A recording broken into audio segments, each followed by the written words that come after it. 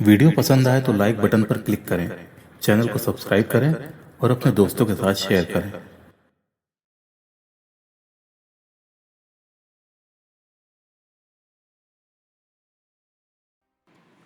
पंचकुला के थाना मनसा देवी के पास सेक्टर 5 के निकट मजदूरों और कामगारों ने अपने रहने के लिए कच्चे झोपड़ीनुमा मकान बना रखे हैं। 27 अप्रैल 2019 की सुबह 6 बजे इन्हीं झुग्गियों की कुछ महिलाएं जंगल की तरफ गईं तो उन्होंने झाड़ियों के बीच एक लाश से धुआं उठते देखा। ये देखते ही महिलाएं उल्टे पांव भागती हुई बस्ती में लौट आईं। उन्होंने शोर मचाकर ये बात सबको बताई। लाश के जलने की बात सुनकर बस्ती के लोग महिलाओं द्वारा बताई गई जगह पर पहुंचे। उन्होंने भी वहां एक लाश से धुआं उठते हुए देखा। लाश बुरी तरह से जल चुकी थी। इसी दौरान किसी ने पुलिस कंट्रोल रूम को फोन किया। चंडीगढ़ पुलिस कंट्रोल रूम ने घटना की सूचना संबंधित थाना मनी माजरा को भेज दी। थोड़ी देर बाद थाना मनी माजरा पुलिस मौके पर पहुंच गई। उन्होंने बताया कि जिस जगह पर लाश पड़ी है वो क्षेत्र हरियाणा के पंचकुला इलाके में आता है। मनी माजरा पुलिस ने यह खबर पंचकुला के थाना मनसा देवी को भेज दी। कुछ ही देर में DCP Kamaldeep Goyal, ACP crime Nupur Bishnoi, Panchkula crime investigation agency के प्रभारी अमन कुमार फॉरेंसिक टीम सहित मौके पर पहुंच गए। जिस बॉडी के बारे में सूचना दी गई थी वो मनसा देवी कॉम्प्लेक्स विश्वकर्मा मंदिर की बैक साइड पर थाना मनसा देवी से मात्र 500 मीटर की दूरी पर झाड़ियों में पड़ी हुई थी। पुलिस जब वहां पहुंची तभी भी शव से धुआं उड़ रहा था। इससे पुलिस को लगा कि कुछ देर पहले ही शव में आग लगाई गई थी। वो लाश किसी औरत की थी। पुलिस ने मौके पर देखा कि उसके गले में फंदा लगा हुआ है। फॉरेंसिक टीम ने भी वहां से कुछ सबूत जुटाए। झाड़ियों पर पड़ी बोरी अपने कब्जे में ले ली। पुलिस की प्राथमिक जांच में सामने आया कि महिला की किसी अन्य जगह से गला घोटकर हत्या करके शव को यहां ठिकाने लगाया गया था। झाड़ियों के पास कच्चे रास्ते पर किसी दोपहिया वाहन के टायरों के निशान भी मिले थे।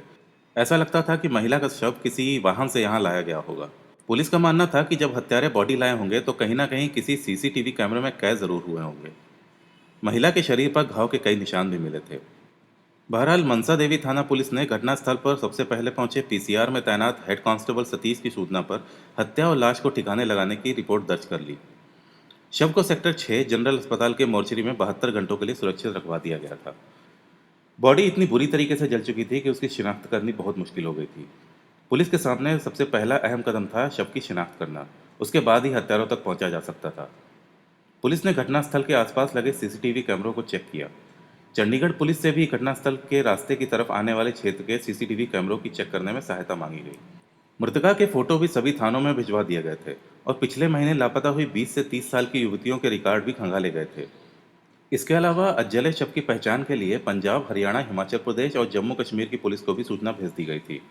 सीआईए इंस्पेक्टर अमन कुमार ने सीसीटीवी कैमरे में दिखने वाली एक कार के चालक को हिरासत में ले लिया था, लेकिन लंबी पूछताछ के बाद उससे कोई क्लू नहीं मिला तो उसे छोड़ दिया गया। कार चालक को सीआईए ने भले ही छोड़ दिया था, लेकिन उसे क्लीन चिट नहीं दी गई थी क्योंकि इसकी काले रंग की ऑल्टो कार की लोकेशन आईटी पार्क से मनसा देवी कॉम्प्लेक्स के बीच रात 3 बजे ट्रेस की गई थी।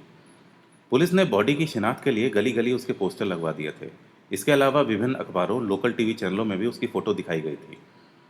इसका नतीजा ये निकला कि इससे 2 दिन बाद अस्पताल से खबर पड़कर इंदिरा कॉलोनी निवासी लल्लन प्रसाद थाना मनसा देवी पहुंच गया। उसने एसएचओ से कहा, साहब, अखबार में जो अजली लाश बरामद होने की खबर छपी है वो लाश मेरी बेटी गुरप्रीत की है। लल्लन ने बताया कि उसकी बेटी गुरप्रीत 9th क्लास में पढ़ती है। उसका अफेयर इंदिरा कॉलोनी में रहने वाले एक लड़के के साथ चल रहा था। वो लड़की दूसरी बिरादरी का था, इसलिए हम अपनी बेटी को समझाया और जब वो नहीं मानी तो हमने 2 महीने पहले उसकी मंगनी अपने रिश्तेदारों में एक लड़के के साथ तय कर दी थी। वो 23 मार्च 2019 को सुबह 8 बजे स्कूल जाने के लिए घर से निकली थी, लेकिन शाम तक नहीं लौटी। हमने भी इस पर अधिक ध्यान नहीं दिया क्योंकि गुरप्रीत इससे पहले भी अपने प्रेमी के साथ घर से चोरी छुपे कई बार भाग चुकी है, लेकिन 1-2 दिन बाद वो अपने आप ही लौट आती थी। हमें उम्मीद थी कि इस बार भी वो 1-2 दिन में लौट आएगी, मगर इस बार ऐसा नहीं हुआ। जब 2 दिन तक वो घर नहीं लौटी तो हमने पहले तो रिश्तेदारों में बेटी की तलाश की, लेकिन जब उसका भी कुछ पता नहीं चला तो चंडीगढ़ के मनी माजरा थाने में उसकी गुमशुदगी की रिपोर्ट दर्ज करवा दी थी। वो तो नहीं मिली, लेकिन इस बार उसकी मौत की खबर जरूर मिल गई।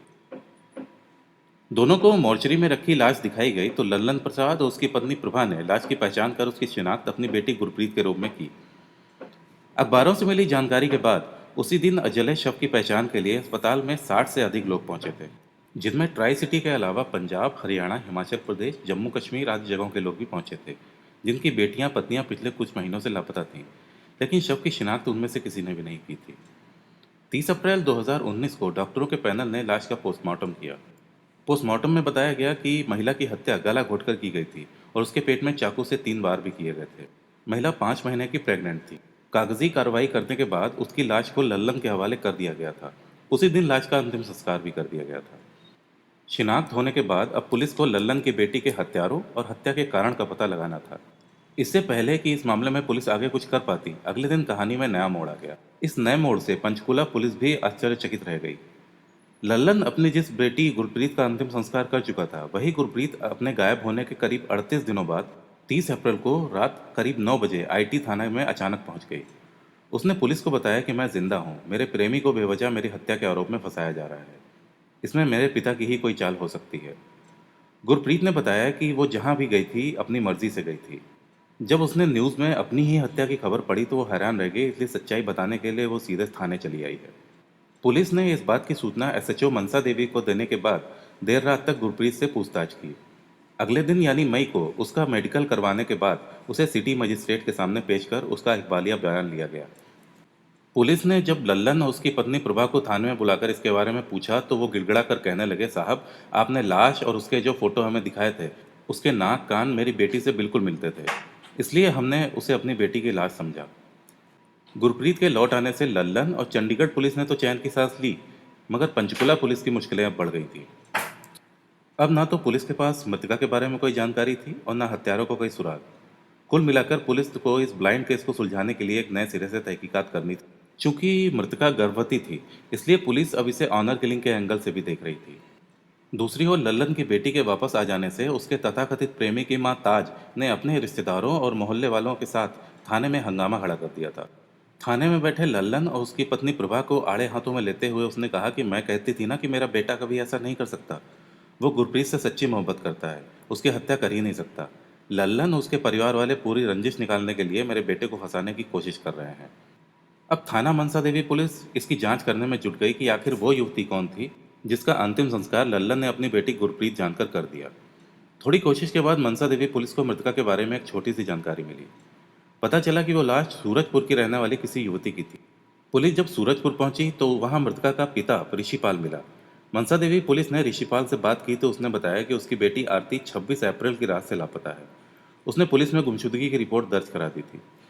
इस बार पुलिस कोई रिस्क नहीं लेना चाहती थी। पुलिस ने युवती की झुलसी हुई लाश के जो सैंपल सुरक्षित रखे हुए थे, उससे ऋषिपाल का डीएनए मैच करवा कर देखा तो वो मिल गया। इससे यह बात भी साबित हो गई कि मृतका ऋषिपाल की ही बेटी थी। अब इस बात की पुष्टि हो गई थी कि वो अज्जला शव ऋषिपाल की 28 वर्षीय बेटी सुनीता उर्फ आरती का था। सुनीता शादीशुदा महिला थी। उसकी 11 साल की एक छोटी बेटी भी है। सुनीता की शादी करीब 12 साल पहले हुई थी। पिछले 3-4 सालों से उसकी अपने पति के साथ अनबन चल रही थी, जिसके कारण वो अपने माता पिता भाई भाभी के साथ सूरजपुर में रह रही थी। पुलिस ने मृतका के परिजनों से उसका मोबाइल नंबर लेकर उसके नंबर की कॉल डिटेल्स निकलवाकर जांच की। उसमें से एक ऐसा नंबर हाथ लगा जिससे मृतका की घंटों बात हुआ करती थी। वो नंबर चेकटाउन के रहने वाले 26 वर्षीय आनंद नाम के युवक का था। पुलिस ने आनंद के नंबर की जांच की तो 27 अप्रैल 2019 को उसके फ़ोन की लोकेशन उसी जगह पर मिली जहां पर सुनीता उर्फ आरती की झुलसी हुई लाश मिली हुई थी। सारे सबूत मिल जाने के बाद 3 मई 2019 को CIA in charge inspector Aman Kumar ने अपनी टीम के साथ मनी माजरा पीपली से आनंद और उसके छोटे भाई आज़ाद को गिरफ्तार कर लिया। पूछताछ के दौरान आनंद ने बिना कोई नौटंकी किए अपना अपराध स्वीकार करते हुए बताया कि उसने ही सुनीता और आरती की हत्या की थी, क्योंकि वो उससे शादी करने के लिए ब्लैकमेल कर रही थी। हालांकि बाद में ब्लैकमेल वाली बात झूठ साबित हुई। आज से करीब 9 महीने पहले सुनीता अपनी भाभी के साथ किसी शादी में जाने के लिए लहंगा खरीदने सेक्टर 19 की मार्केट में एक शोरूम में गई थी। आनंद भी उसी शोरूम में काम करता था। यहीं दोनों की पहली मुलाकात हुई। दोनों ने अपने अपने फ़ोन नंबर एक दूसरे को दे दिए थे और अक्सर रात में फ़ोन पर घंटों बातें किया करते थे। इसके बाद दोनों के बीच संबंध भी बन गए। पहले तो दोनों बाहर कहीं होटल में मिलकर अपनी प्यास बुझा लिया करते थे, लेकिन बाद में सुनीता आनंद के घर पीपली टाउन में जाने लगी। इन दोनों के संबंधों का दोनों के घर वालों को पता था। उन दोनों के बीच सब ठीक ठाक चल रहा था, दोनों खुश भी थे और आपस में शादी कर लेना चाहते थे। एक दिन अचानक सुनीता को पता चला कि वो प्रेग्नेंट हो गई है, तो उसने ये बात आनंद को बताते हुए कहा कि वो उसके बच्चे की माँ बनने वाली है और अब उनको शादी कर लेनी चाहिए। आनंद को ये बात अच्छी नहीं लगी। उसने बात टालते हुए कहा कि इस बारे में बाद में बात करेंगे। बच्चे की बात को लेकर दोनों के बीच तनाव पैदा हो गया। आरती जब भी आनंद से शादी करने की बात करती थी वो टाल देता था। इसी तरह तनाव भरे माहौल में समय बीतता गया और आरती के पेट में पल रहा बच्चा 5 महीने का हो गया। आनंद हर समय सुनीता पर इस बात का दबाव डालता था कि वो अबॉर्शन करवाकर इस मुसीबत से छुटकारा पा ले। आनंद सुनीता से अपना पीछा छुड़वाने की पहले ही योजना बना चुका था। 26 अप्रैल को दोनों की फोन पर शादी वाली बात को लेकर काफी बहस हुई। अंत में आनंद ने उसे रात में 8 बजे घर पर मिलने के लिए बुलाया। जब सुनीता वहां पहुंची तो आनंद के साथ उसका छोटा भाई आजाद भी था। आनंद ने फिर से उसे अबॉर्शन कराने के लिए कहा, जबकि सुनीता किसी भी कीमत पर अबॉर्शन कराने को तैयार नहीं थी। वो अपनी बात पर अड़ी हुई थी। इसे लेकर आनंद और सुनीता के बीच झगड़ा हो गया। आनंद ने सुनीता पर अबॉर्शन का दबाव बनाने के लिए गुस्से में आकर कई थप्पड़ मारे। इस पर सुनीता ने गुस्से में आकर अपना गला चुन्नी से दबा लिया, जिससे वो बेहोश होकर जमीन में गिर पड़ी। तभी दोनों भाइयों ने चुन्नी और खींच दी, जिससे उसका गला घुटने से मौत हो गई और उसकी जीभ बाहर निकल आई।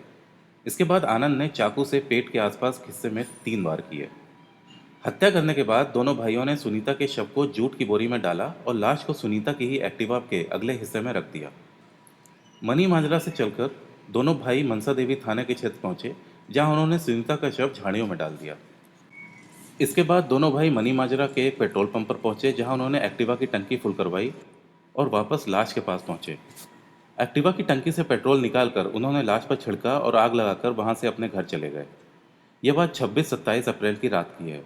हालांकि आरोपियों ने अपनी तरफ से हत्या का कोई सबूत नहीं छोड़ा, फिर भी पुलिस मोबाइल डिटेल के सहारे हत्यारोपियों तक पहुंच गई। दोनों भाइयों से पूछताछ करने के बाद उन्हें न्यायालय में पेश किया गया, जहां से उन्हें 2 दिनों की पुलिस रिमांड में ले लिया गया। मामले की तफ्तीश चल रही है। पुलिस महिला की हत्या के आरोपी आनंद और आजाद को गिरफ्तार करके जेल भेज चुकी है। पुलिस को संदेह है कि इस हत्याकांड में कोई और भी शामिल हो सकता है। पुलिस सभी पहलुओं पर जांच कर रही है। इसके अलावा पुलिस ये भी जांच कर रही है कि 38 दिनों तक गुरप्रीत आखिर कहाँ थी और किसके साथ रह रही थी।